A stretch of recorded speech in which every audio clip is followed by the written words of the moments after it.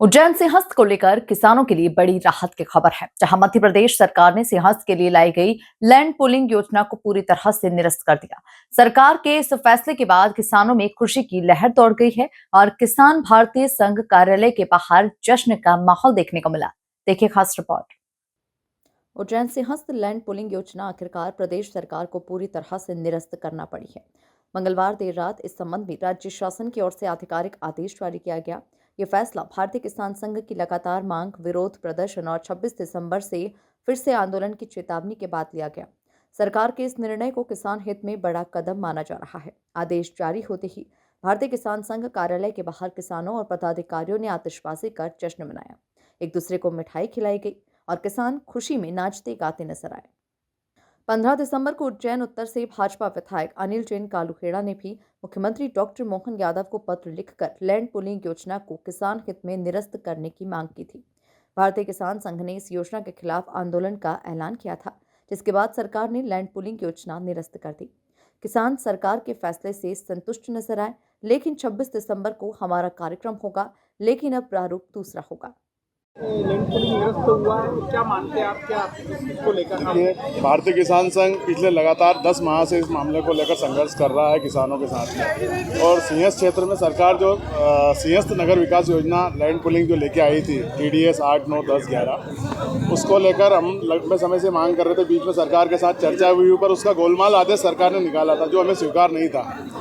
पर अभी वर्तमान पिछले 15-20 दिन के अंदर सरकार ने लगातार 3 दौर की वार्ता किसान संघ के साथ की थी और हमने एक ही बात पर हम अड़े हुए थे कि हमें सिंहस्थ क्षेत्र में किसी प्रकार की नगर विकास योजना नहीं चाहिए, क्योंकि किसानों को बचाने के साथ यहाँ सिंहस्थ क्षेत्र को भी बचाना था। धर्म और संस्कृति का मामला था। पूरे शहर के लोगों का और पूरे ग्रामीण क्षेत्र सभी किसानों का भी वैचारिक समर्थन इस आंदोलन को था।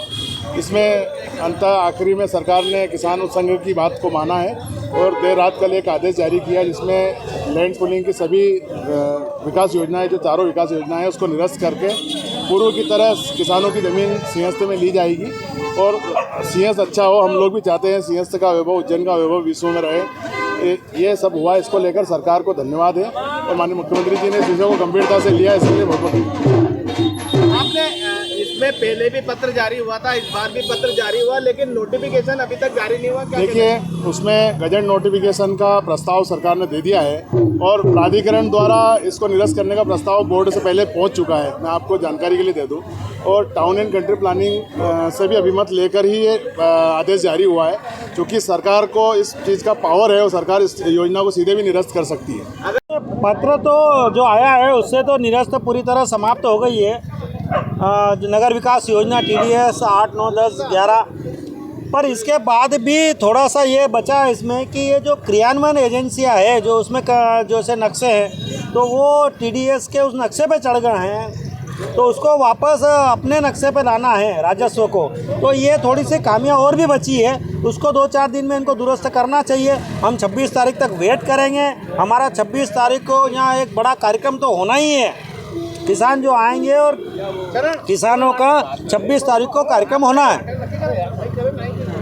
इसमें नोटिफिकेशन अभी तक जारी नहीं हुआ, लेकिन नहीं, नोटिफिकेशन नहीं, सरकार ने लिख के दे दिया। अब तो लिखित में आया है। हमने आपके माध्यम से बोला था कि अब कोई वार्ता नहीं होगी, कोई संवाद नहीं होगा। हम लिखित में, हमको कागज़ चाहिए, 100 बका और 1 लिखा, तो उन्होंने लिख के दिया है। अब इस प्रकार के 26 को क्या होने वाला है?